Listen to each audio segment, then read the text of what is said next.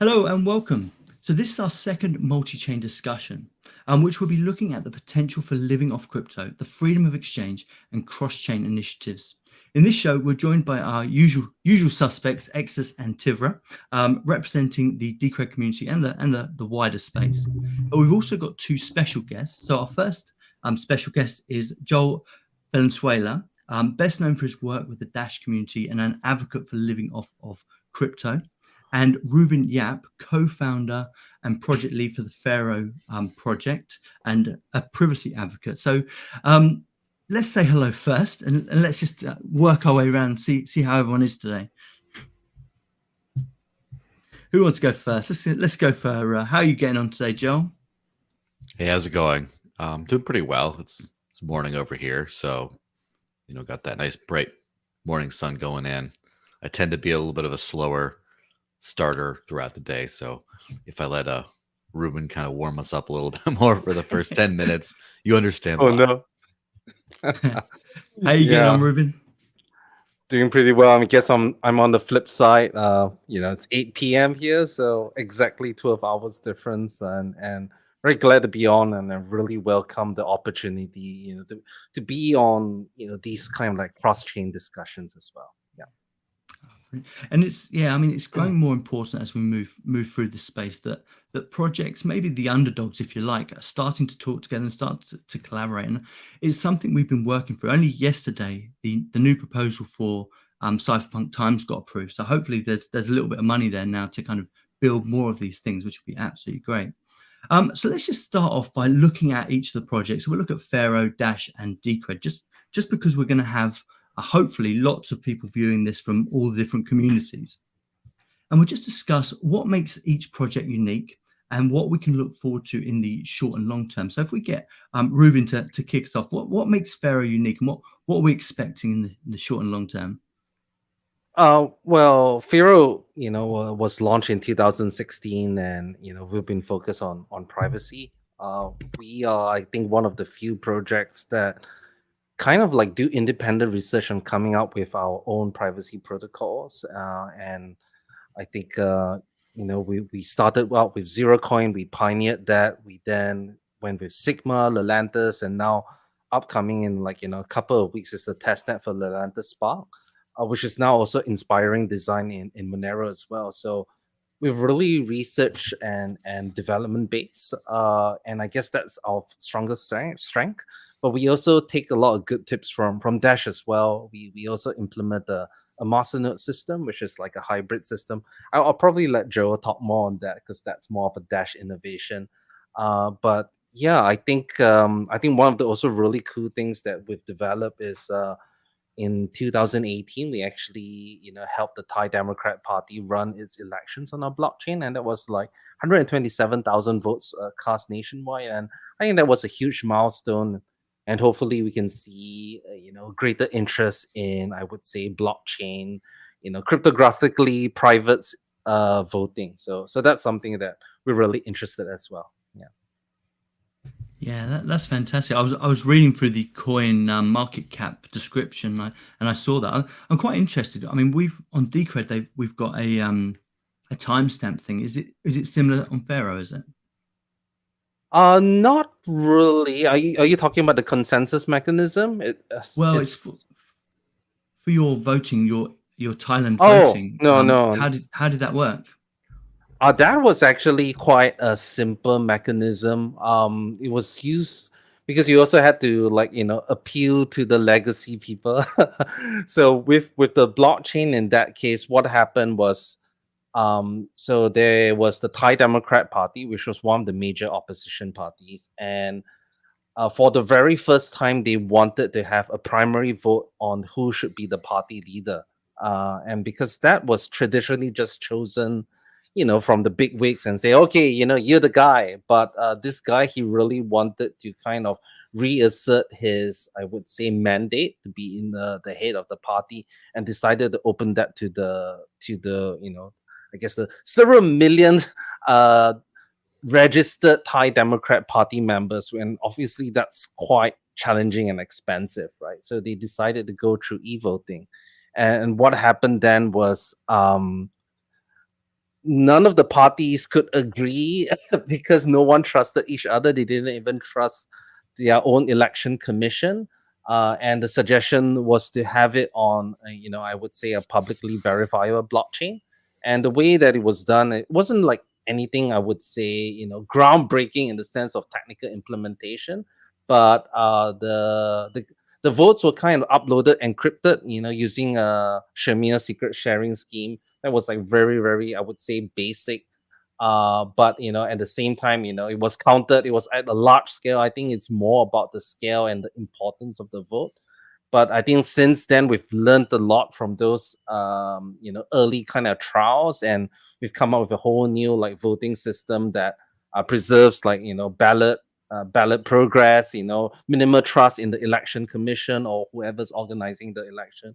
But I wouldn't take up too much time and talk more about that. But it's pretty different than the Decred system, which is more, I would say, on-chain voting for governance. Here it's more like real world, and there's a combination of people actually going to the polling places for those who don't have access to internet as well. So yeah. Yeah, no, I'm fascinated in this. We did or I didn't have anything to do it, and actually I don't think the Decred community had anything to do with it. But the Brazil elections used the time stamping, and I was just wondering how similar the Firo system was. That where the President Lula da Silva time stamped his his mandate, I suppose, on the blockchain, because apparently they were getting lots of fake news. So if you wanted to verify that you were reading the proper mandate, you literally upload this document to timestamp, and it tells you if it's the right one or not, based on the cryptographic proof. So yes, it's very interesting to see that the way you guys had yours working to kind of vote on who the electorate was, and based on verifying documents as well. I just think that stuff is really interesting to me. I really appreciate Yeah, you I mean, sharing that.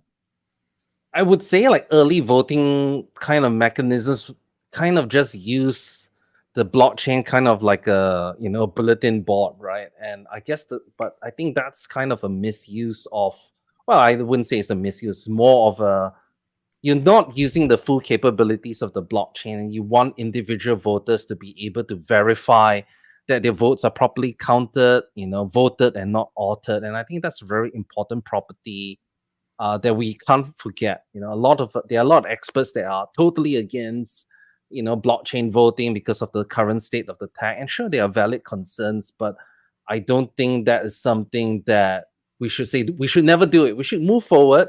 Take it step by step with, I guess, low risk elections, and then move to really serious ones like national elections. But I don't think the state of the art of the tech is there yet for, I would say, nationwide general elections, but definitely for smaller scale. You're talking about city council meetings, city, or like I guess like community stuff. I still think the threat level is good enough. But yeah, I probably don't want to talk too much and let Joe talk a little bit. Hopefully he's warmed up now. Yeah. Oh no, that's fantastic. Go on, Joe. Take us away. What are your thoughts on that? Yeah. So, intro on Dash, or you're talking about the election thing still? Yeah, because I think you guys have got voting systems on Dash as well. Is that correct? But Yeah. if you give us, I tell you what, give us a brief rundown on what Dash is doing currently and what we can look forward to, and then we'll kind of intermingle into what Reuben was saying as well. Yeah. So Dash is one of the, it's, I guess, commonly credited as the longest running DAO right now. There's some disagreement over, well, was it BitShares or something, but BitShares isn't really kind of working at the moment, from my understanding. Of course, watch the one BitShares maximalist in the comment, lighting us up. But Dash has been running a DAO since 2015, and it's been pretty. I've been personally involved in some way, shape, or form since about 2016, and it's been pretty kind of interesting. I know there's definitely different evolutionary steps to a DAO, but basically the way Dash's one works is instead of like a pot of money that has, say, a multi-sig or something like that, it's new block reward created every month that, depending on where the votes go of the masternode system, again, the incentivized node system that, again, projects like Firo have also adopted, at the end of the month, whichever proposals win out, budget proposals submitted towards the network, the funds get automatically created and just sent right to those people with no kind of intermediary sort of a step. And so that's been one of the kind of more, unique innovations as far as it's kind of interesting because this has sort of helped me in, I've done a few testimonies in before the local legislature about DAO related bills, and a lot of people kind of don't really understand the concept, but it is kind of interesting that it has been sort of part of my life for 6-7 years, something like that. And real quick on Dash, beyond that, Dash is focused on being digital cash, on being payments focused digital currency, and so as such has instant finality for transactions via something called instant send, and kind of uses the masternodes to lock in transactions as soon as they basically are broadcast, and something called chain locks, which basically provides a layer of security on the network that it's sort of similar to a proof of stake hybrid in that it uses the staked element, the masternodes, to basically guarantee the security of blocks on the first seen rule. And so that's kind of like the basic overview. There's been a project that I kind of always hesitate to talk about because of how long it's taken to bring to fruition, called Evolution. Oh, yes. The hashtag when Evo is real, right? But it's in the I guess the final stages of deployment. There's a new database called GroveDB that just got released as part of that, and I believe over the next day or so there's a hard fork to a new version to introduce a new kind of masternode called the Evo node, or Evolution masternode, that's specifically just supposed to run data platform services, including stuff like decentralized digital identity and things like that. And so it's a lot of really cool stuff, and I just will not answer the when question because that's an eternal sore subject, Yeah, Can I Please. step in just to clarify something? So yes. Firo inherits the consensus mechanism from Dash, obviously. So we have all that instant stand chain locks as well. I think we're probably one of the first after Dash to have chain locks, if I'm not mistaken. Joe can probably correct me on that. But the main difference is that we decided not to go with the masternode voting, which is a whole topic on itself, which probably can cover later. But it's an interesting, I would say, deviation in terms of governance. And just to give you some background, I kind of like Dash was my first altcoin, so I hold a lot of I hold a lot of like good feelings towards that. Like setting up my first masternode, even made like custom T-shirts with the Dash white paper on, and like back then, when it was Darkcoin, it was one of the first privacy coins, and I would say that my involvement with Dash or Darkcoin really kind of helped guide my, I guess, like when developing Firo and stuff, like a lot of the ideas, not all of them that we accepted, but it really guided like how I wanted this project to be like. So yeah, really hats off to Dash, and it still holds a special place in my heart. So yeah. Yeah, I must admit, Dash was also one of my first projects, and in actual fact, and Firo for that matter. I mean, I don't know if Reuben won't remember this, but I reached out to you about 4 years ago to talk about some of the things on it, and you were so kind to get back to me. I was a nobody, and still am, but it was really nice that somebody from the actual project account was actually reaching out and telling me about how things worked and stuff. And same with Joel. Joel's reached out on several occasions and talked to me through Dash, and it's been absolutely brilliant. Yeah, I think the masternode is something that is very intriguing to me, how that works. I like the way that hybrid system is kind of implemented. So which one of you guys, Tivra or Exus, wants to talk briefly about Decred and how that's going? Sure. So in Decred, obviously we're in a voting stage right now, which is the big deal about Decred. You vote on consensus changes to change the network, and we call it evolving money because it gets better over time. So right now we're going through a big change. to basically change the proof of work algorithm, the hashing algorithm, so that it bricks the existing ASIC miners. Basically, lots of research was done, and we found that the ASIC miners were pretty centralized, or at the very least, they didn't really have the project's interests in mind, or that we were just overpaying them for security. So in Decred's case, it's hybrid proof of work, proof of stake. Most of the security is coming from the proof of stake element. So we're voting to change that. So we will be going to GPU mining.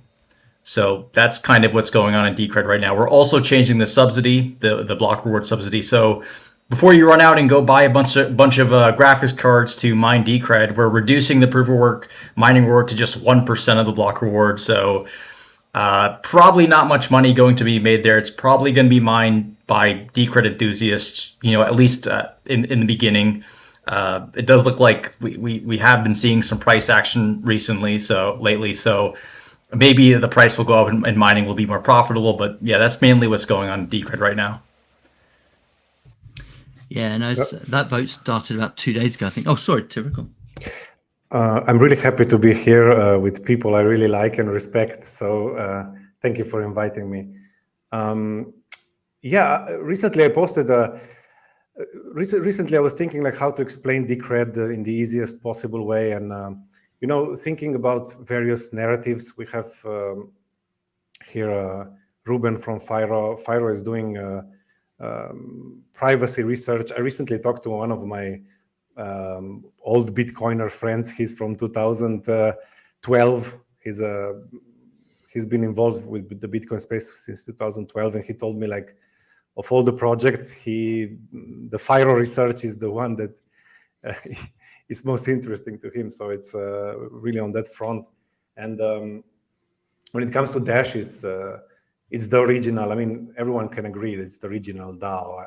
I think Decred is like 1 year later, if I'm not mistaken. So Dash is really at the forefront of the DAO. So a narrative, let's say. So I would say that one way to think about Decred is like if you think about the privacy narrative, let's say, and the DAO narrative, and then you also think that the Decred devs came originally from Bitcoin. They were Bitcoin devs. They were working on BTCD. They wrote an alternative full node implementation of in Go language. So it's like those two narratives, but it's also Bitcoin-like in some ways. So, most Decred people have a similar take on sound money as Bitcoin people. It also has like 21 million limited supply and so on. So it's like imitates Bitcoin, but at the same time, it does it's like a Bitcoin DAO, let's say. Once, if you guys remember Chris DeRose, when he was still around, he said once that he's now sympathetic to the idea that Decred is one of the best Bitcoins. He said maybe the best Bitcoin. Like he used the Bitcoin with a small letter B. So it's like there is a category of coins that try to be Bitcoin-like, right? And then there's others who are not trying to be Bitcoin-like at all. So I still see Decred as like a Bitcoin with a small b, but it does coin voting also. That's important. Like each coin is also a vote, not really, but to simplify. And yeah, implementing features we want to see, like privacy. So that's how I see Decred. Yeah, I think it's fair to say all three projects are really solid. There's two questions I have. Let's go back to Firo. And one was, what is Latimus Sparks?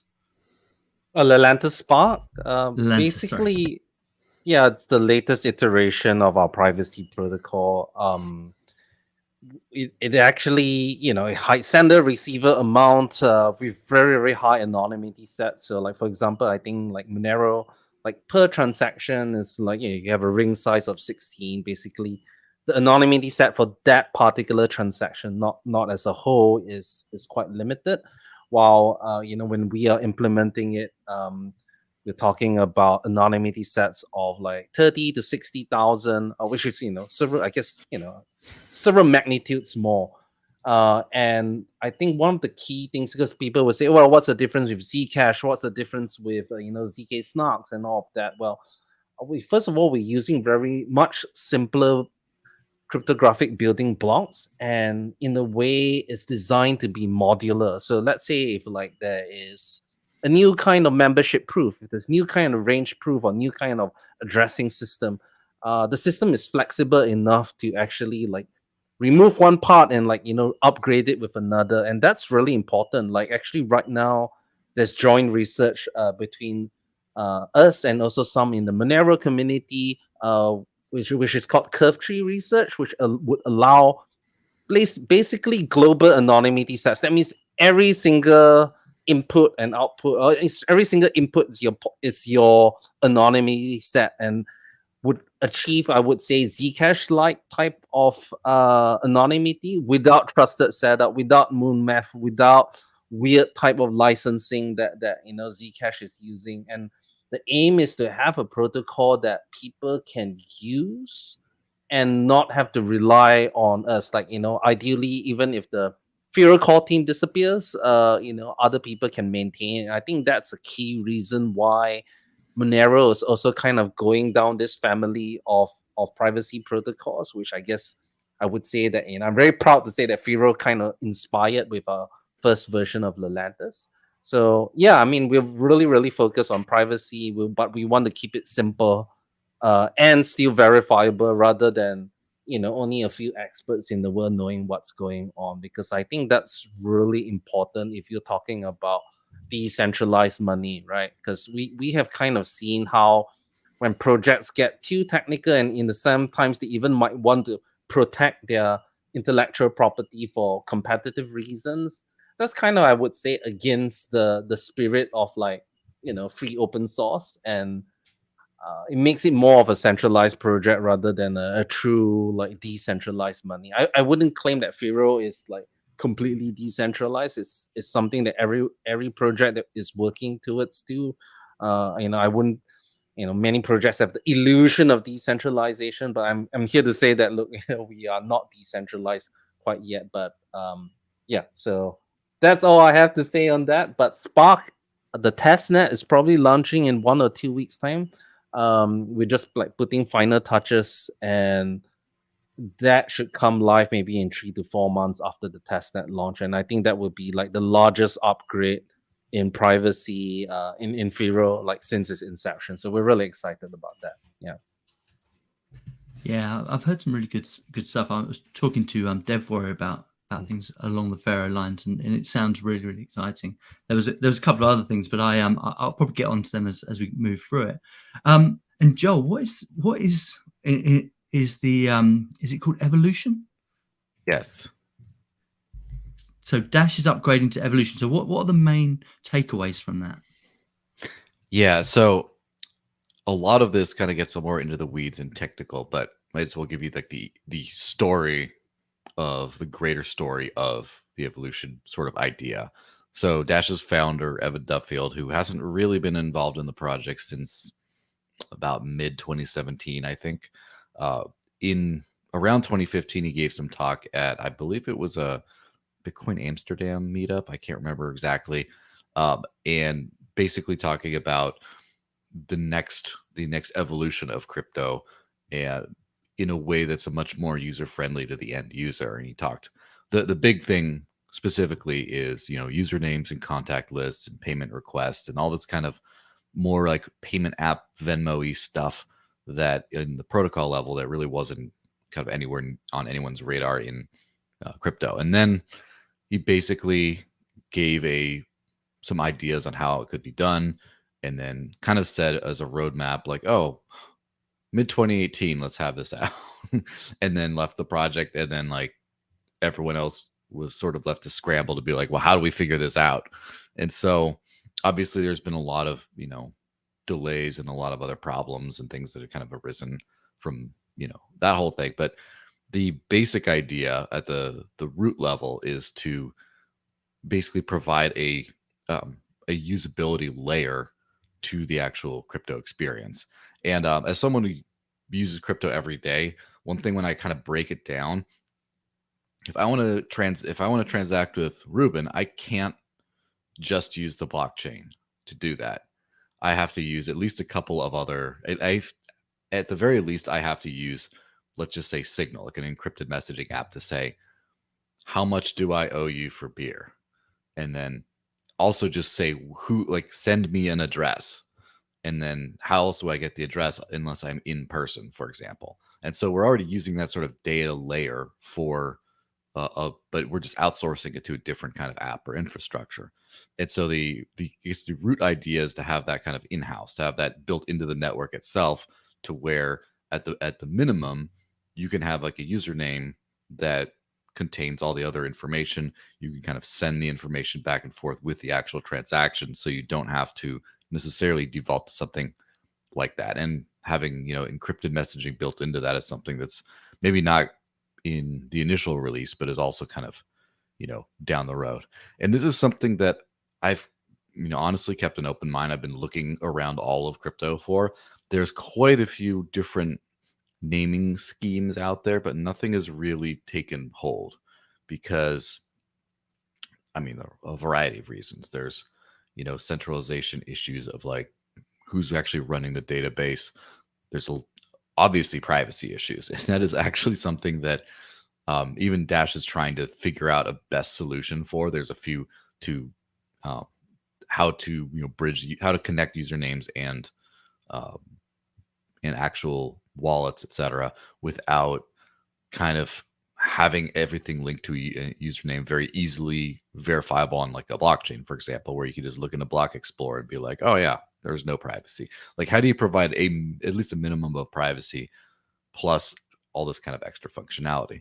So the Evolution platform is basically a DApp layer, a decentralized application layer, with a decentralized data storage solution that basically I'm going to have to start really digging into it because I'm not particularly technical myself, and a lot of like why this is different from everything else is something that there's a lot of nuance, but essentially it provides an easy solution for queryable data, where you can do provably easily queryable decentralized data.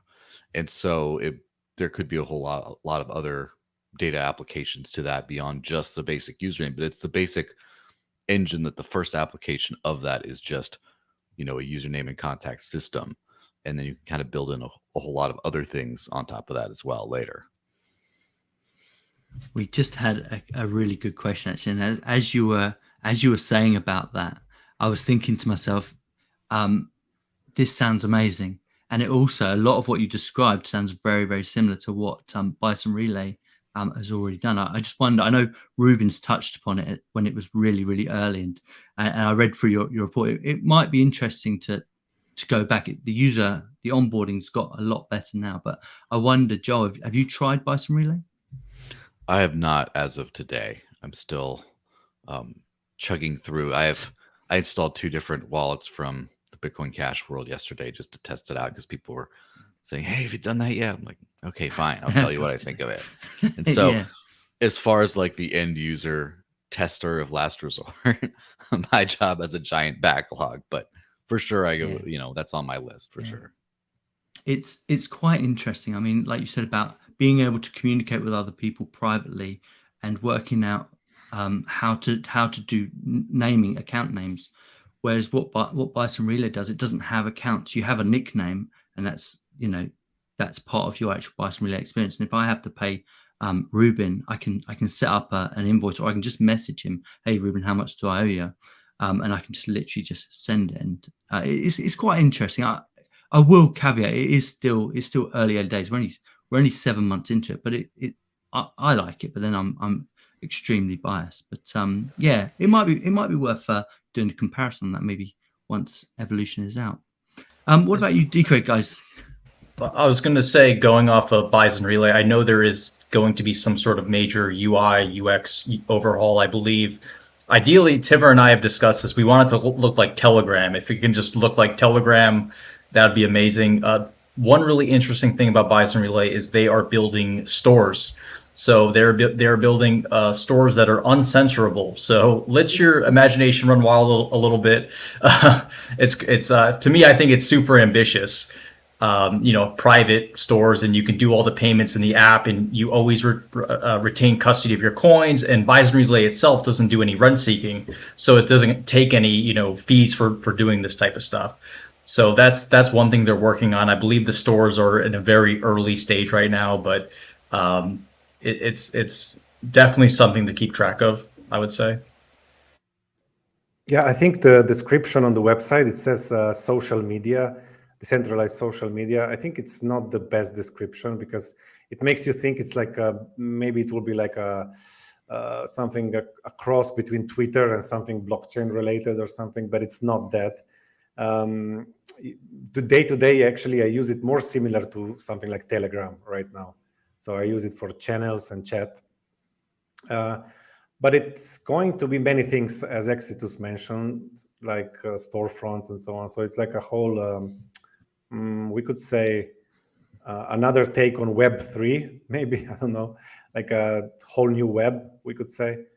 Once you finance your Lightning Network channels there, then you're inside this Bison Relay network and you will be able to access all these things like chat and so on. Now we see these days with the rate limits that Musk imposed on Twitter, that's something that makes the thinking that went into Bison Relay relevant, I think, because it's like you're solving spam in a kind of proof of work way. Not really, but I mean, you basically have to pay for spamming, right? I mean, because each transaction is a Lightning Network transaction. So even each chat. So this is really counterintuitive. You think like, I'm gonna pay for chatting, right? But I think we were used since the 90s this idea that the internet is free, and it was a little bit strange for me for a long time. Like, why is the internet free, right? I never understood, like, how could the internet be free? And it seems such a beautiful idea. Everything is free. Everything is free. Google is giving us mail for free. Everyone is giving us stuff for free from America. As a European, I can say. But I now, in retrospect, I think there are two phenomena here. One is that it was basically the free internet was a low interest rate phenomenon in a way, and the other is that that we were the products, right? This was what I initially didn't understand. So here you're not the product. Nobody's spying on you because everything is encrypted. Nobody sees what you do. And because all your encrypted data has to be relayed through the server, you have to pay a little bit for this service. The last thing I wanted to say is that this is like, let's be honest, right? Decred right now is not very useful, right? Like like Joel also mentions often that he uses projects that are most convenient to his lifestyle. And Decred has a few uses, but let's be like, mostly it's used right now for storing value, like most people use Bitcoin, and for storing value, and it's used for paying for work for devs who works for the DAO. But it's not used in a day-to-day way.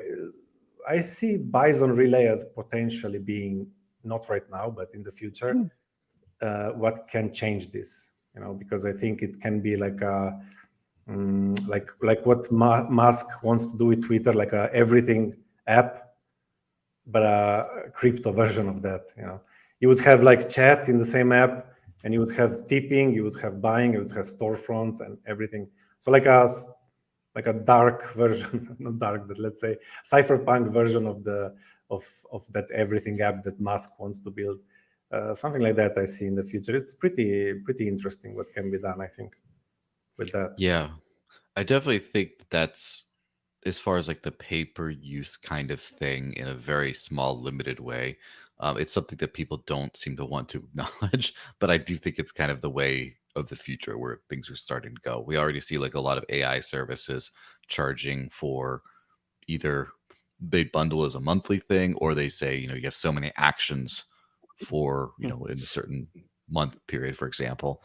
And it's kind of interesting because in the crypto world, there's already 2 social media apps which I would recommend people check out, not because they're necessarily the best or the most polished, but they're great proofs of concept, which are Memo.cash for Bitcoin Cash and then Twetch for Bitcoin SV. And both of them, Twitch is much more polished, I guess, uh, but both of those operate on a, you know, paper transaction to put your tweets on the blockchain kind of model.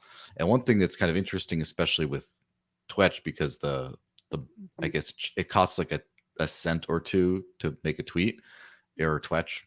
It's you don't really find spam. You don't really find scammers floating around because it's just they're kind of like spray and pray type targets. And so anyone who's been on Twitter for more than, 30 seconds sees like, Elon impersonation bots and like all the it's just especially crypto Twitter, it's just a disaster.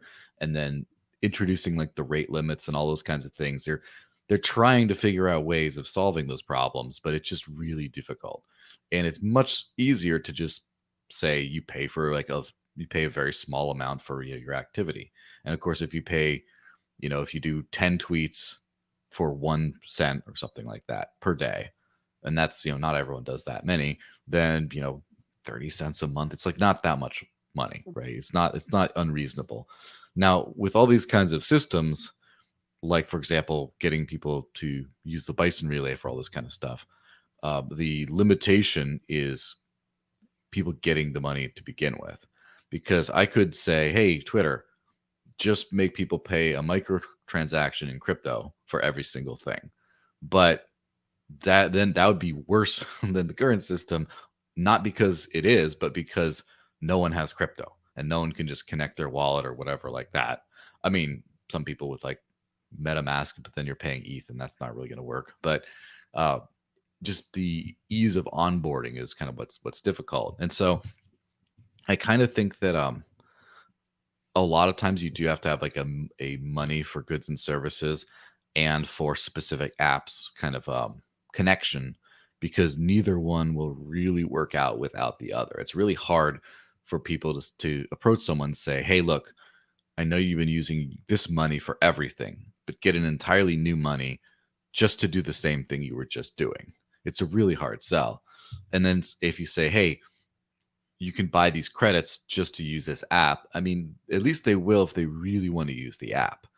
But if they don't, but if you have like, hey, look, why don't you get this stuff? You can use this app, but you can also go buy things with, your leftover credits, like your World of Warcraft gold or whatever that's left over. You can actually do real things with it. And then that's where it grows. And then it's like, oh, guess what? This app I like. Oh, I like this one too. And this one. And they all run on the same like micropayment rails. And I only need one account for all of them, or one, in people's minds account. That's when you start getting those kinds of network effects that, is really sort of lost to crypto right now. Yeah, I can definitely agree with that. What are your thoughts, Reuben, on that? I know you got a few. I especially liked your thoughts about the privacy angle as well. I don't know, the topic when here and there. I'm not sure what was the original question, but I mean, like, obviously, maybe my initial experience was kind of flawed because I tried to use Bison Relay and didn't have a good experience with it. But I understand it's still a work in progress, obviously, and maybe I should ask for an invite because I went through all that steps. I'm like, oh, you need some Decred. I'm like, oh god, and I just like gave up then. So I mean, I definitely agree. The idea that we have to start moving away from the internet is free. It should be a certain payment for it, but it's always a battle, right? Especially for decentralization, for privacy, and all of that. There's always a monetary cost, and because that's a very like a concrete cost, people say, "Oh, it's costing me money," right? While versus something like my personal data, which maybe people like us can put a value to it, or at least a rough idea of how much we think it's worth, or at least put a price on it. Most of these people say, "Oh, I'm not paying anything," right? Well, it's okay. I'm going to give up this data. Everyone's giving it up. It's fine, right? So, as Joe said, it requires a very big shift in mindset, because I think one of the issues, especially if Bison Relay is trying to say, oh, we are a social media network, maybe that isn't the right play, because yeah, we are used to, it could be so much more. It has all these additional thing, but kind of like just saying it's a social media thing, and like people are like, well, why should I pay for this? Why should I pay the tweet? Why should I pay the chat? Right. So I'm very excited to see where this goes, notwithstanding the initial bad experience. And obviously, I'm being from a legal background, I'm always like a bit of a pessimist, because I've seen like many projects do stuff like Particle, right? They've been trying to build like marketplaces to sell goods, and well, they've done a lot of good work. It never really took off. I mean, we saw Open Bazaar close and all of that. So I feel that ironically, we have to find like more, as Joe said, like the whole ecosystem that we can do stuff and in, right? And I think that is like, this is going to be controversial. A lot of people think NFTs are kind of BS, and then yeah, a lot of them are. But when you create like crypto native ecosystems, and where you can only get them using crypto, that would be a good first onboarding point, because that's the only way you can get it. You're forcing them to use the system for something that they can't get in the real world, rather than something that already kind of exists, maybe even if it's digital or not. So I don't have any sort of like concrete solutions to that, but I feel that if it's just going to be messaging, if it's just going to be stores, it's going to be like either your UX is going to be so amazing, or like there has to be something that's really stand out, because like people might say, well, why don't I use Signal, why don't I use Session, right? And then people say, oh well, it's not decentralized enough. I don't think that's a strong enough sell for most people to switch, right? Because people say, well, my data is secure, it's fine for some centralization for this sort of stuff. And am I willing to jump through all these hoops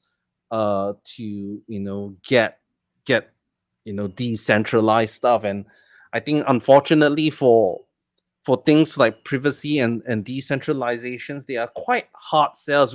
Beyond those people, the moon boys who will say, oh yeah, privacy, decentralization, just to pump their backs, it's the only, by the time you actually need it, it's already too late.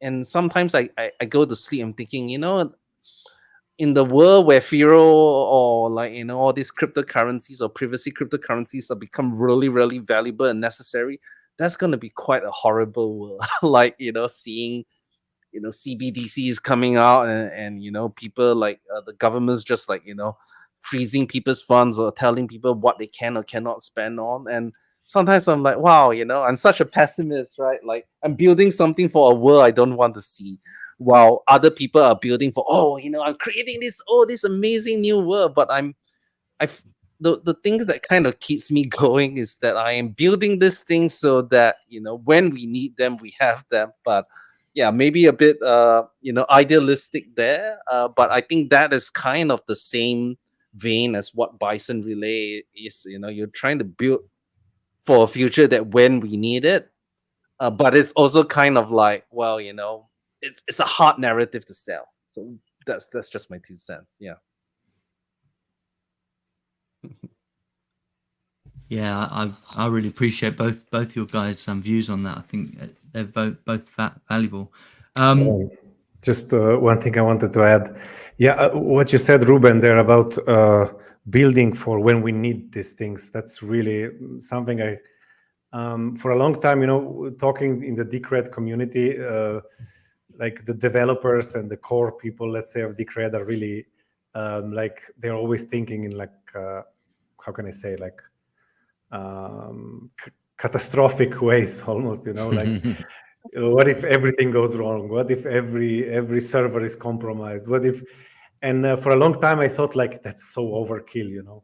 I'm by nature I'm more of an optimist. I think like things will go okay, don't exaggerate. Or but then when things go bad, then you notice that those people who were paranoid in the past, even when they seemed like a little bit crazy, then you see you really needed those people. You really needed them. Yeah. So there's a place for conspiracy theorists, right? Yeah, one thing I notice a lot of especially the crypto space and whatever the speculative space, tends to focus on like a several year time horizon, which is the mid level time horizon, which is where I think a lot of things get lost. Where I kind of like the super short term and the longer term, like what works today for people and what works 10 years from now, and try to connect those two dots in the middle. Whereas I think a lot of people get lost in the middle saying, oh, this is going to be huge. The industry is going to want this.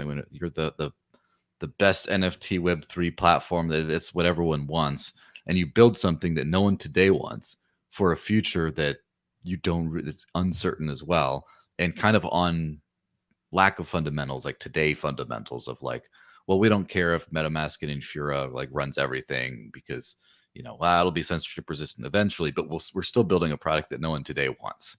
And that like middle zone is where you see a lot of projects like get a lot of initial speculative investment, and then you have a couple years and then they go down because they never kind of figured it out. And it's like the other thing about the long term kind of building for a world I don't want to live in. The thing is, we live in that world today in a certain extent. Maybe it's not as apocalyptic as we think. The worst case scenario, it's like we're going to be hiding GPU miners in our basement, and there's going to be like jackbooted thugs walking outside. Any Bitcoins in here? It's like probably not. It's probably not going to get like that. But one thing I noticed is there's always a cost to centralization, censorship, lack of privacy. There's always like a real cost, a lot of times in actual like dollar terms, for example.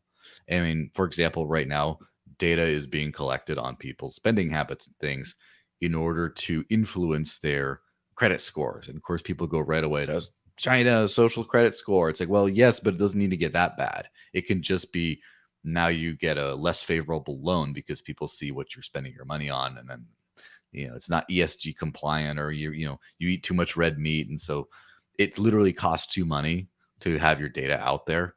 It's so, or for example, I believe I'd have to recheck the info on this, but I believe USDC, the stable coin, is more expensive than something like something like DAI, because there's a series of blacklisted addresses that the smart contract has to run through and just not check that you're not trying to send to those. So it's actually the transaction fees for using a censored currency are actually higher.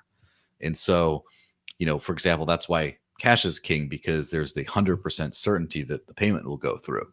Whereas with other methods, there's that, well, it probably will go through, but what if your bank has an issue, or what if this? And even if it's nothing nefarious or Orwellian, just the act of that centralized kind of thing, or just the need for someone to be like, KYC is the worst, right?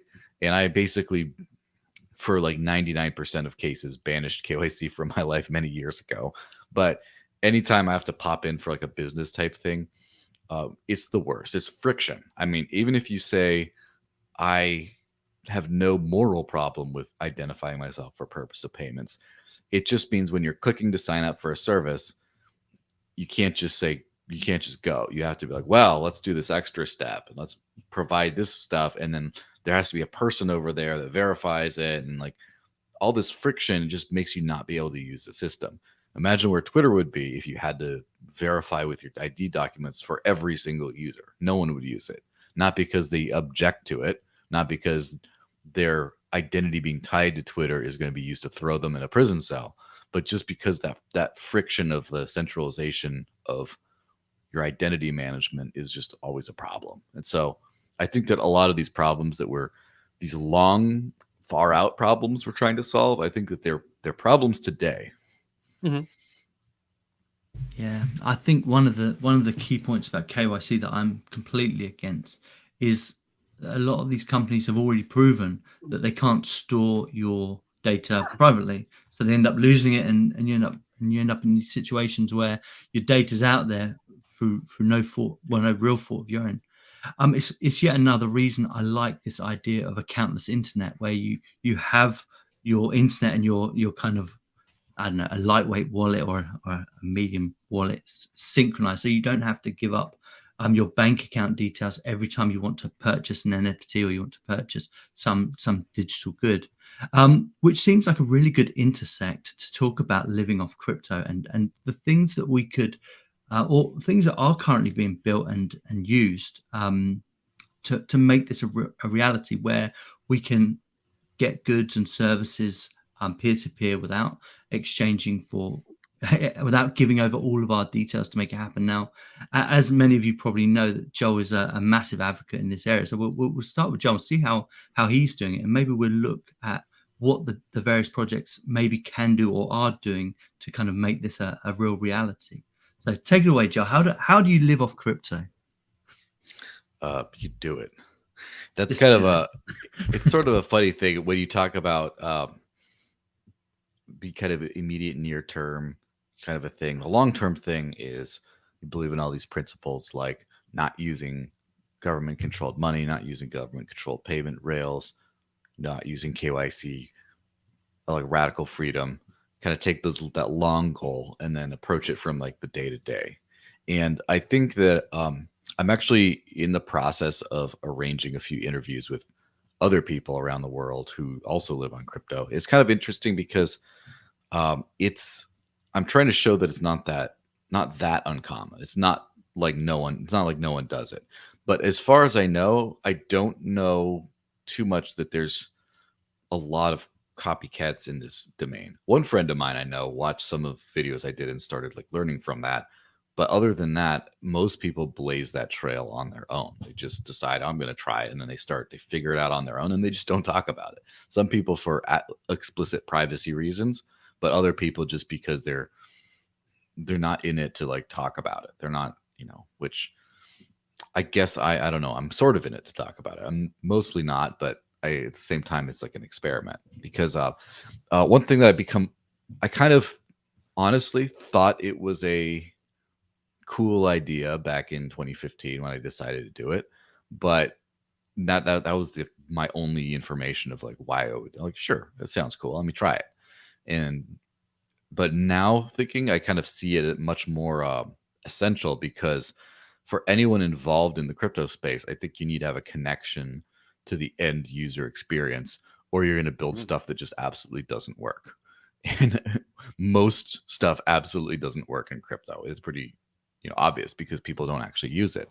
And one thing, for example, I've noticed is so I ran a Lightning Network node and I used a bunch of different Lightning wallets. I kind of did that whole thing to just really try to learn how it works. And as I came in as kind of as a Lightning skeptic, and I definitely did not leave as like a Lightning maximalist at all. I kind of got it much more nuanced in that kind of thing. And I think that using it for something like a more of a closed loop social network type situation is probably something it's more designed for. Unfortunately, in my opinion, the Bitcoin community, largely because they decided to go through an off-chain scaling route, they decided to say that necessarily means Lightning. This has to work for all our solutions. And what we see time and time again, if you look on Twitter, everyone who's being set up with a Lightning wallet, it's all Wallet of Satoshi, which is custodial. And you can actually get a relatively decent experience with the Phoenix wallet, which is, it's pretty it's semi-trusted, but it's non-custodial, and they can't actually steal your money and run away with it. But because it interacts with the Lightning Network more directly, because it's actually a kind of a really stripped down mini mobile Lightning node, that a little bit of extra friction makes people just like not want to use it. And so the market's telling them that the end user is never going to use Lightning for their day-to-day payments kind of a thing. It's just not optimized for that.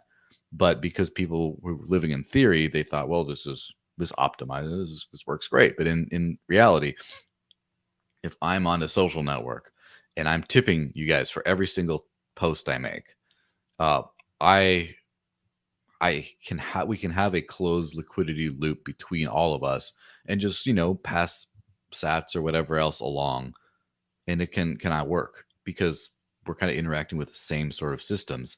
But the necessity of opening and rebalancing channels like all the time when you go in like a merchant setting where like I go to this coffee shop, and how do I have a route to them? Probably not in my amount. Or if we have like a very small route and I spend more than was in the route, and then all of a sudden I can't spend more at that coffee shop because someone needs to rebalance their channel, and then I go to a different spot and there's not a lot of repeat business, then it becomes the whole system just gets really kind of clunky and sort of breaks down. And so that's kind of why I try to use crypto.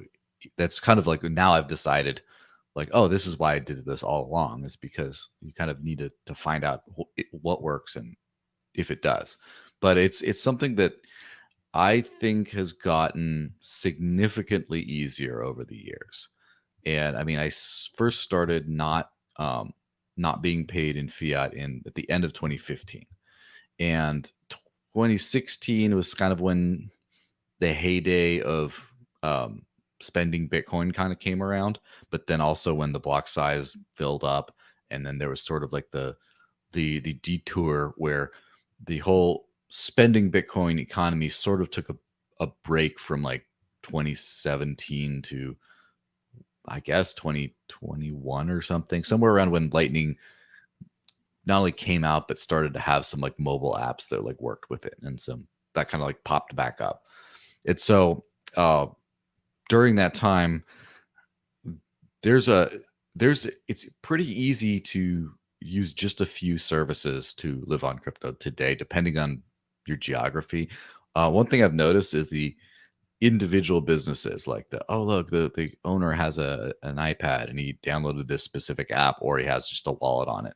That kind of stuff is probably lower than it has been in the past, is in the actual like what a lot of people, especially like the Bitcoin Cash people, classify as like merchant adoption. Like, no, that seems to have taken a little bit of a dip. But as far as services that kind of act as middlemen or something, like for example gift card services or bill pay services or things like that, or travel services, I remember there used to be just a couple of, just like Expedia took Bitcoin for like a little bit, but it was not on most flights. It was some like that. And then you had Cheap Air that came and took a few different cryptos, and then they kind of take fewer now. And then, but now you have, for example, Travala takes everything, like everything under the sun. I'm pretty sure you can use Decred and Firo and stuff on Travala to book everything.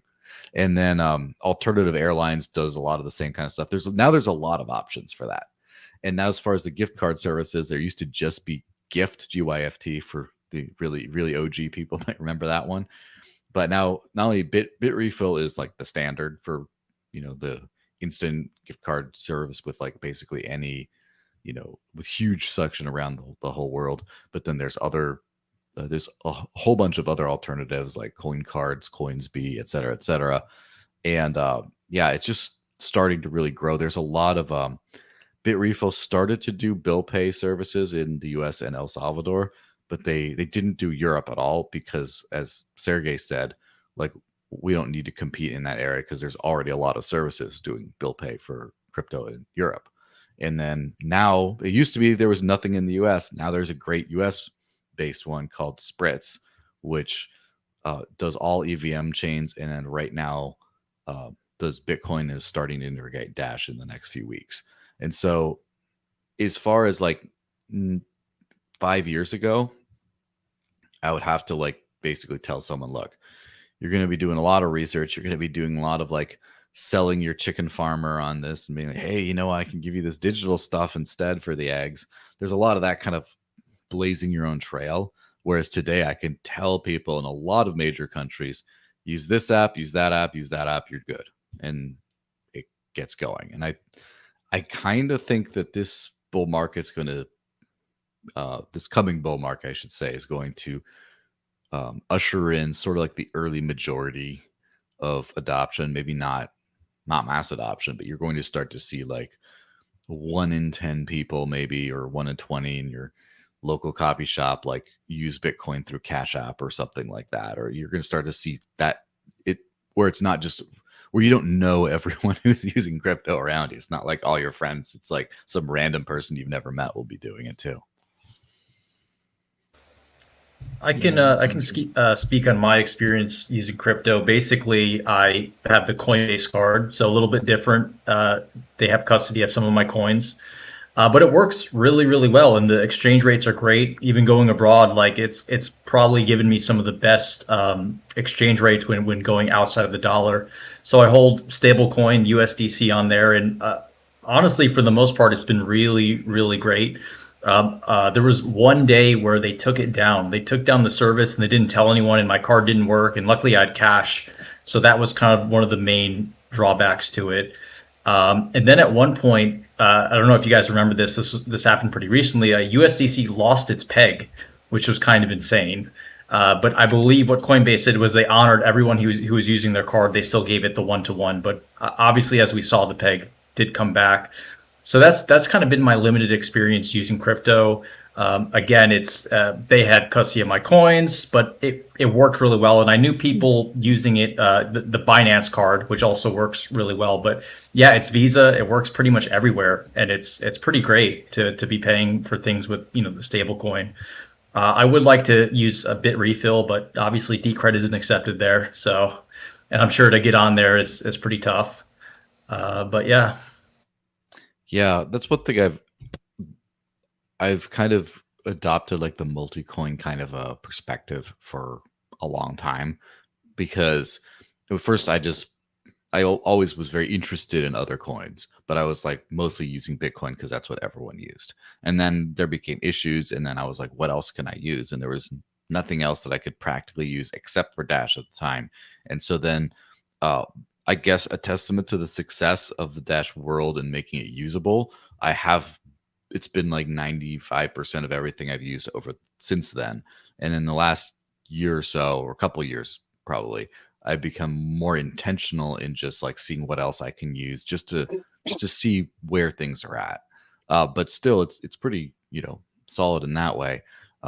Fun anecdote on the USDC: I did know some crypto devs that when the peg lost, they threw like 6 figures into USDC and they bought the dip. And I mean, that's one of those most I'm nowhere near that level of degen where I'm trying to buy the stablecoin dip, but apparently some people are doing that. What was the card you use, Exodus? It's Coinbase. They have a card. You can sign up for it. They'll send it to you in the mail, and you can set your PIN through their website, and you can put what coins you want to use to spend. So you can choose to spend your Bitcoin or whatever, but USDC is the easiest because it's pegged with the dollar. And for every amount of money you spend, you get money back in cryptocurrency. I think right now you get money back in like Stellar. But it's really good. It's been really good. Other than, like I said, it went down for a day. USDC lost its peg, but definitely worth. I would recommend it, at least for smaller amounts of money.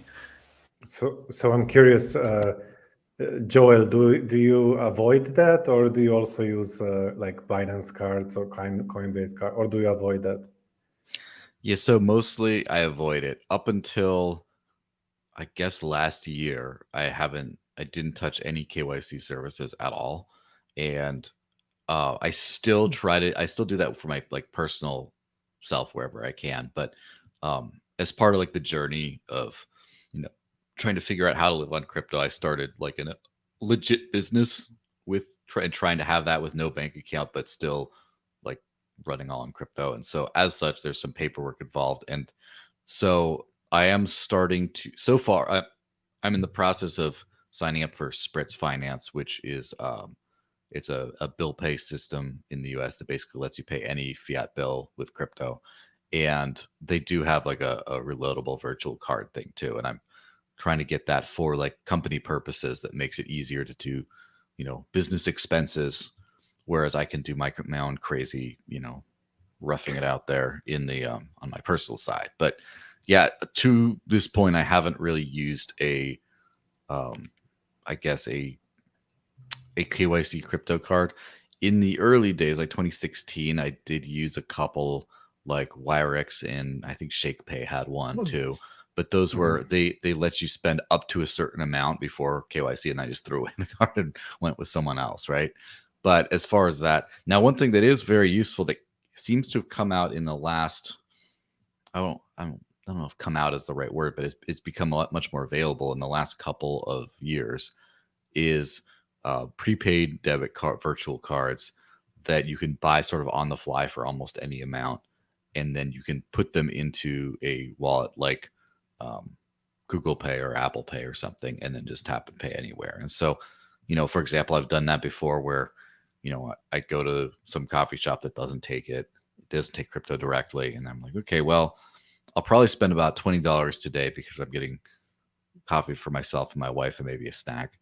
And so then I just buy a $20, prepaid MasterCard, send it to the Google Pay, and then just pay it, and then make sure to up the tip on that last transaction to just like max out the card and get rid of it. And so you can kind of do stuff like that, which really helps, where before I would have to, be a lot more selective of where I go, or maybe occasionally I'd sell a little bit for cash, just for a little bit of, just in case I was a place where I didn't have crypto. And now I don't, sell for cash anymore, basically, because that kind of need is sort of filled right there. And so, yeah, it just allows me to not use any real custodial services and not have to have like hold on to fiat value and then, just only release it into the fiat world for. But is it mainly to avoid KYC or because of the custodial risk?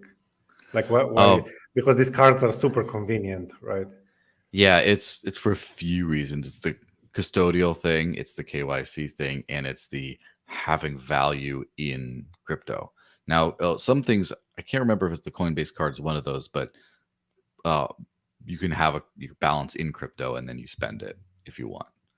And so, but some of them just make you load the actual fiat value onto the card beforehand. Yeah, with Coinbase, you can load whatever currency. So, but again, I use USDC because it's convenient.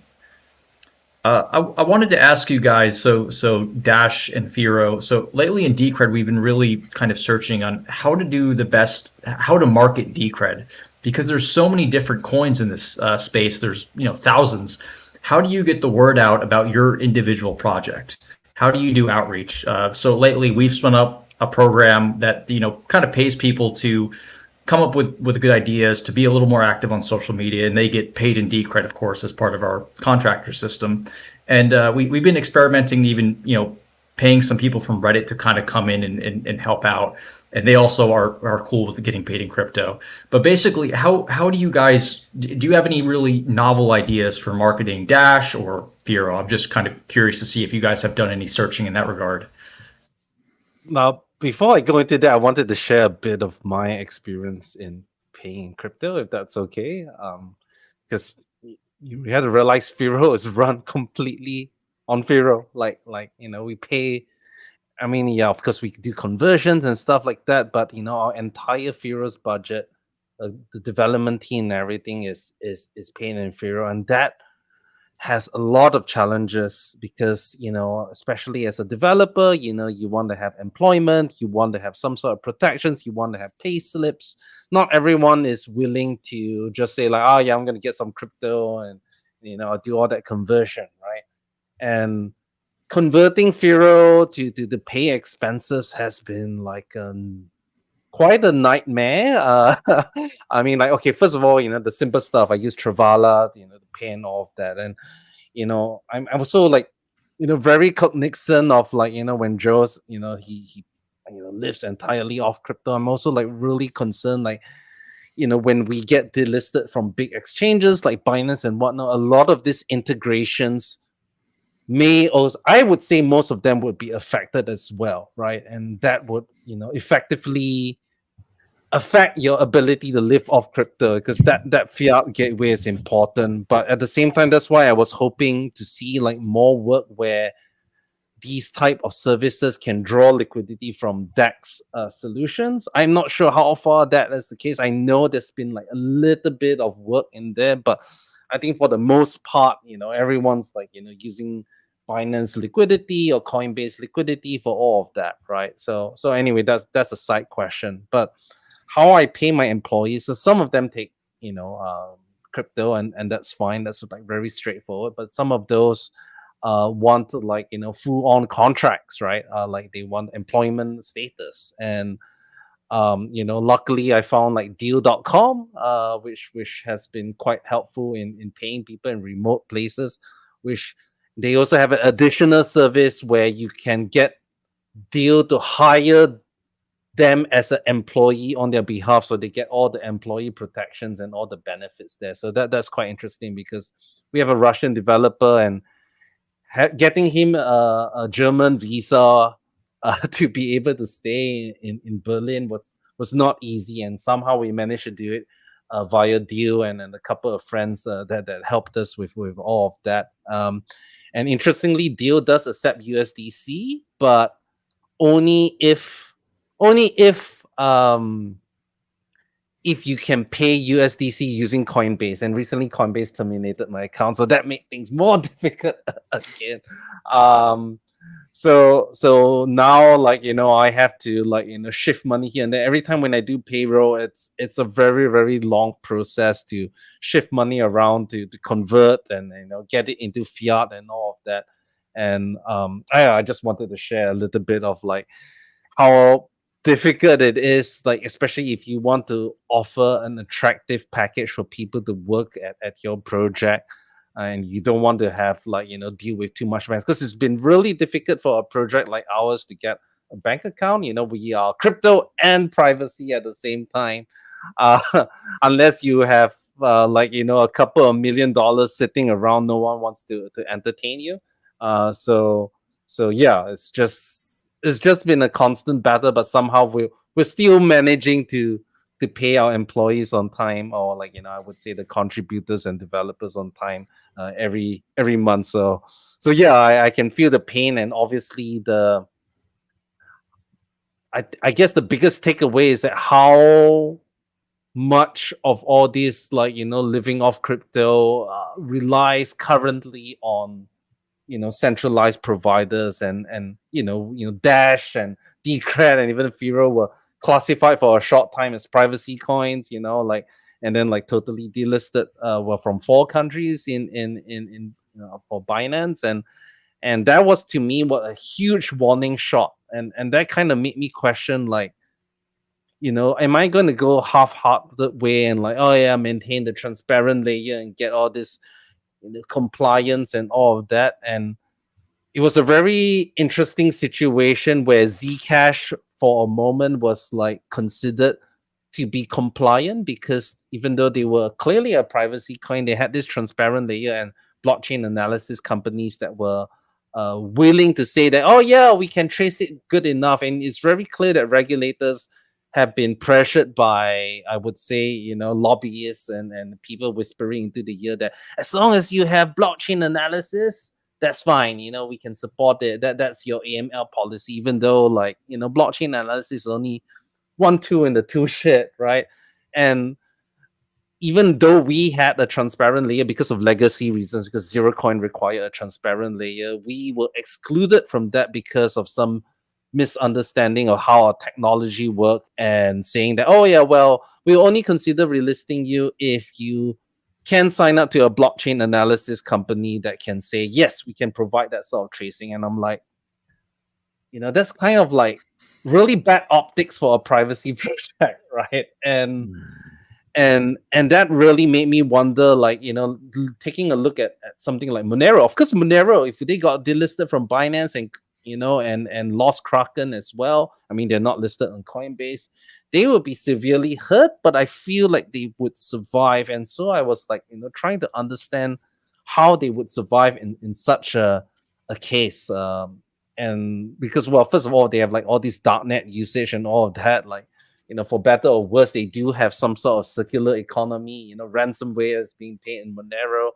Hopefully we don't have to go down that path, but it reminded me what Amir Taki, from one of the OGs of Bitcoin and kind of original cypherpunks, he was saying there's going to be a clear growing distinction between RegFi and DarkFi, right? And unfortunately, that is the way to go. And I've I kind of decided that if I'm gonna do privacy, I'm gonna go like really all the way, because playing this compliance game is a freaking it keeps on changing, right? Like, even though you are technically compliant, like we comply with Trevor rule, like all privacy coins can comply with Trevor rule. The rules keep on changing, and now there's Micah and all of that. And I'm like, am I gonna do it like half-assed to do things that I cannot control, or to follow the path of Monero? That let's just focus on doing one thing really right and make a no compromise approach. And I've been now steering towards that direction. But yeah, I mean, going off topic, but I thought it was a interesting thing to think about. Yeah. Which I think also ties in a bit to exit this question, right? Because like, what is Decred, right? It's like Bitcoin, but it has governance, you have some privacy, now it has Bison relay, it's like all these things, and it's very hard to sell. But like, if you tell like Monero, what's Monero about? It's about freaking privacy, and that's it, right? Like, it's a very clear thing, right? Dash, for I would say like they've been really focused on the privacy payment narrative, because sometimes when privacy coins are hot, they start saying we're a privacy coin, and then when regulators come, we're not a privacy coin. I mean, because different parts of the community are that, but it's very clear they are. They spend a lot of time and effort in getting like merchant adoption and places that you can spend on that. And I think it's quite clear, like Dash, what is Dash aiming for. But I'm not so sure like what is Decred. It's like a well-polished project. It's like OG developers that made like the first alternate implementation of all but that doesn't sell. I mean, I wouldn't pretend that I'm great at marketing. We wouldn't be at this market cap if we were great at marketing. But it's kind of realizing to me that we need to be focusing on like, what is our coin good at, rather than trying to be everything. Because as we are embracing a multi-coin world, certain coins will be good at certain things. You can be like half as good at everything, but then what are you standing for, right? And well, that's just my takeaway, that I think rather than trying to be everything at one time, it has to be, let's just be really good at one good thing. But I mean, that also applies to me, because I have a much smaller team that I cannot afford to be good at everything. But I think that's one of the benefit of an open source type of thing. Like, I think early on, Zcoin, as we previously made a lot of mistakes. We spent too much time trying to get this ASIC resistant algorithm, trying to please miners. We got screwed for that and wasted like 2 years of our development time. And when we should have been focusing just on our privacy, and we would have been probably much better served if we did that. And I think that's my takeaway, right? If I am, rather than trying to extol the virtues of how I'm technically better, how I have no trust set up, all this cryptographic thing, we have to realize that most people rely on emotions more, on like the message, the overall macro picture, and then you have the fundamentals that back it. And I think what Tim Cook said, like in Apple, you're not going to say like, oh, that's how the whole thing, different kind of marketing campaign came about, right? It's like, what do we stand for? And if we cannot define that, then that's a problem, because then you cannot gear all your messaging in that degree, because we can do this, we can do that, we can do that. It's like all these things should serve the greater goal of what do we stand for. And yeah, I guess I'll leave it there. Yeah, it's kind of an unfortunate thing of the space where, first of all, I think that the value proposition for Bitcoin was very clear, because there wasn't really very much competition. It was just, we need decentralized digital sound money, and that's it. And then now everything after that, including, I mean, I think one of the reasons why Ethereum's done so well, other than build things that people actually want, is, well, who knew they'd want monkey JPEGs? That's a different story. But is just to differentiate themselves and do something completely different. And I think that it's in a weird spot where, in my opinion, I guess most of the successful projects in crypto, like very successful, I don't think are the best, which is, it's kind of weird, but it's something about being simple has really worked wonders in the marketing angle, and not necessarily, in the fundamental angle. But like, so, obviously Bitcoin, everyone knows that. Ethereum, pretty easy. Even Litecoin, it's just like silver to Bitcoin's gold, just like the faster, lighter Bitcoin. It's like you take and Litecoin, for lack of, I guess, sophistication some other ways, is killing it in the crypto payments game. Like if you look at like Bitrefill's statistics, if you look at BitPay's statistics, you look at just the on-chain stuff. And if you look at, so like, for example, when I spend Dash just about everywhere, if I look at the services and things that I can use in terms of infrastructure is concerned, it's like Litecoin's like always there too. Like it's like the one where I could probably switch completely to Litecoin and not really change very much in my life. And a lot of that has to do with like the simplicity, and again, Monero's simplicity thing about, just use it, always on privacy, all that kind of stuff. And the one thing I kind of noticed based on like, I guess, the projects represented here and beyond is there's a lot of overlap on features that are kind of needed. It seems like a lot of people aren't sold on pure proof of stake yet. A lot of people are also acknowledging that having some sort of a stakeholder security method makes things a lot more secure for less, like not huge projects like Bitcoin with a giant hash rate. And, maybe not universally, but then like governance is a little bit less universal, but a lot of projects are now saying we need some sort of stakeholder voting or something like that. We need some sort of a privacy mechanism as well. That's not just like Ethereum, like account based, just everyone sees the one address, or even just pure, new address every time UTXO style, like Bitcoin style. It seems like there's just a lot of overlap of these, what I would say the market's starting to say are good ideas. And unfortunately, what it does from a marketing perspective is it makes everyone into a feature naming project about like, we're the project that has this and that and that. It's like one of my things that if you want to really annoy me, you'll make an infographic comparing whatever coin you have with like all the other ones, based on this, faster this and that, just like adding weird stats. Most of it's, by the way, lies. Like almost every I have not seen a single crypto infographic that didn't have at least one serious factual error in it. Not to mention it's just not useful. But I guess my point is, we're at this interesting stage where a lot of projects are starting to overlap, because if you're finding out what works best, you're going to start doing the same things to a certain extent. But there has to be that like one thing that like, why do you need this project? Why do you need that project? There's always like in every project, well, just join my project. All the other projects like mine should just like leave everything they worked on, come over here and say, okay, well, let's not get crazy here. But I think that in a lot of cases, some projects might just have to focus on end user products for the marketing, and rather than the chain itself. Marketing the chain, first off, in crypto, if you market like, oh, use this, it's like, well, what am I going to do with it? Well, it's like, just buy it and it's going to go up. It's like, it's purely a speculative marketing for like the base chain.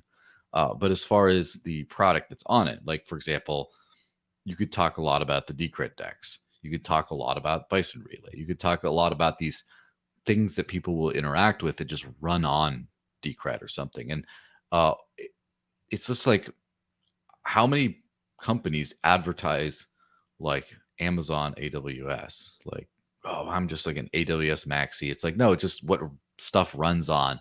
And people who don't actually run these services don't even know what it is. Like, how many average people on the street do you know what AWS is? Like, no one knows, but it's marketed to those kinds of people.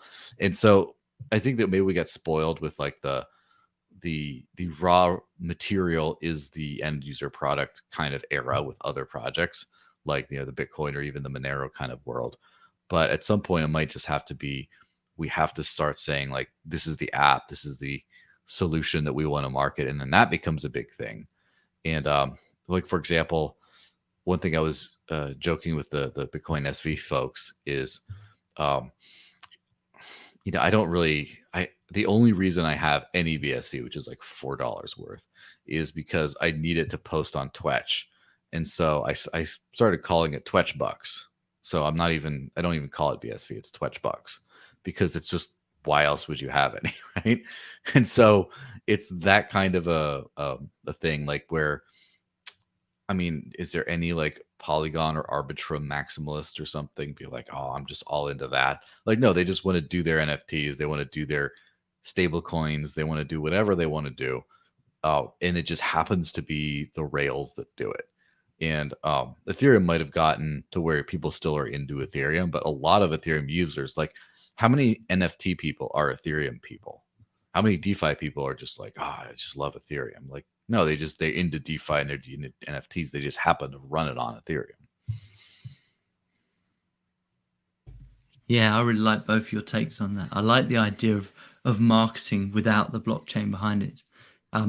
Yeah, but you certainly do have an identity, or we do have an identity problem in Decred. And I think those simple messages, and there's no denying that Monero's message just works. We're privacy, just get on with it. So yeah, I can definitely see both of those points.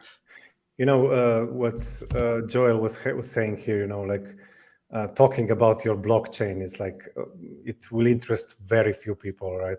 Mm-hmm. I mean, the simplest way to put if I talk about Decred, is no longer relevant. I think it used to be relevant back in the during the block size, the wars and so on, where it was like a Peter Todd once tweeted that Bitcoin really needs some kind of coin voting mechanism, right? We really need coin voting. And back then, if you were into crypto, you could just say to people, Decred is that, it's just Bitcoin with voting. But it's no longer doesn't work anymore, I think. Even talking about, like a different Bitcoin, better Bitcoin, all these things are no longer effective. Like they perhaps used to be back then, because the contentious forks, at some point, maybe people really thought this is dangerous or something like that, right? We really need some kind of more fundamental solution to this.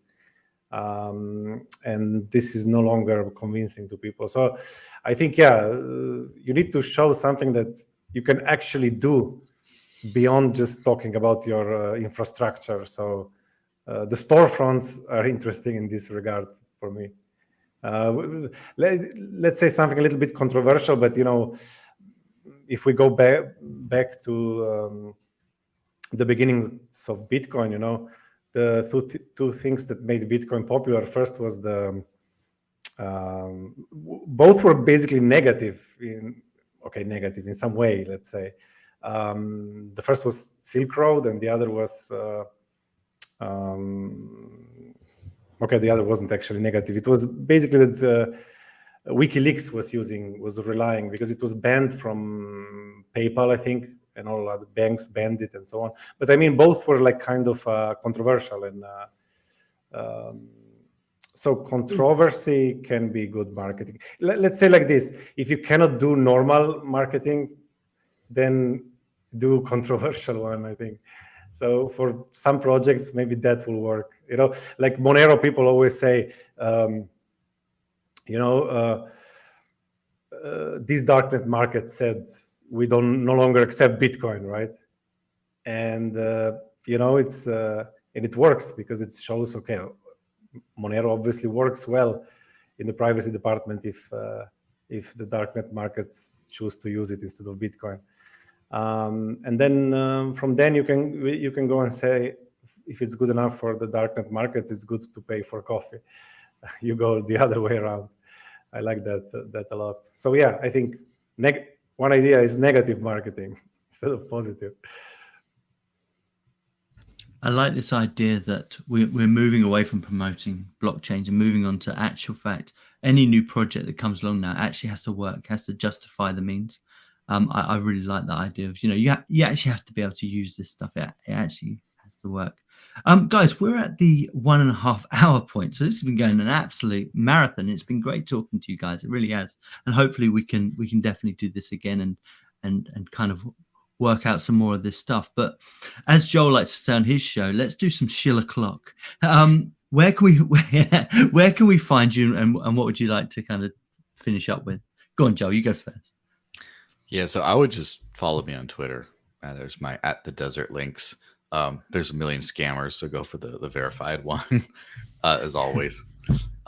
It's funny because I actually had my first proposal impersonator this week, where someone submitted a treasury proposal asking for money from the Dash DAO, and they call from the desert links, and basically copied a previous proposal with like a few like word changes, and people got really confused. So yeah, there's always that, but that's just the number one place. I just do that. I have a channel called Digital Cash Network where I do a lot of like interviews and things like that. And I'm working on a series or a video, I guess, where I'm interviewing a whole lot of different people around the world who are living on crypto and just kind of a lot of in very different ways. And it's that's going to be interesting when that comes out. So I'd always do that. And I also do like a weekly news show on there too. And at some point I'm going to be hitting all you guys up as guests. So I've already sort of talked to Reuben about it, but I refuse to make him get up at like 3 a.m. for just a basic kind of live news show type thing. But maybe one of these days. Exodus, you want to go next? Yeah, you can. I'm very active on Twitter, Exodus DCR, posting a lot about Decred. So yeah, you can find me there. And yeah, this has been a really interesting chat. Fantastic. Reuben. Well, I mean, just go to our website, firo.org, FIRO.org. I mean, I'm also on Twitter, Reuben Yap, I think. Yeah. And then I post a lot of weird stuff. So, I mean, follow me on it's not just Firo related. You know, I post boxing, martial arts, and cat pictures, I guess. So, yeah, that's all I have to say. All the classics. Yeah. Gotta love a good cat picture. Fantastic. Tivra. Yeah, I'm. My handle on Twitter is waspraxis, but if you search Tivra, you will find me. I'm mostly on Twitter. I sometimes host Twitter Spaces. Recently, I also joined what's it named, Blue Sky. Also, they're named Tivra. I don't see really a point to it. I mean, it's the same as Twitter, but you know, then one nice thing about these small social networks is everyone is nicer to each other when it's small. when it gets big, everyone ignores each other. I guess it's like a city or a village, you know. In a village, everyone is nice to each other. And I'm also on Bison Relay if you want to join. And that's it. Yeah, it was really enjoyable, and I hope we can repeat this multi-community conversations. I learned a lot from them. Yeah, same as. It's been absolutely great having Joel on. Absolutely great having Reuben on. Thank you so much for giving up your time. Just a final pitch from me. Cypherpunktimes.com. Hopefully it will go live this week. We'll do the rebrand this week. And if you have content from projects around the crypto space and you want to get involved and you want to publish some of your stuff on there, you know, get in touch. Decred Society is my handle on Twitter. It'll be great to see even just like updates of what's happening in the individual projects, or if you have something specific to say. We really want to make it a multi-chain publication and restart promoting some of these projects that are not so high up on the coin market cap list, and start working together, start getting some more listings on DCR decks for all these lower projects, and build up liquidity that way on a peer-to-peer deck. So if you want to get involved, that's cypherpunktimes.com, and my handle is @Decred Society. Thank you, everyone. Really appreciate you giving up the time. We'll see you all next time. Thank you.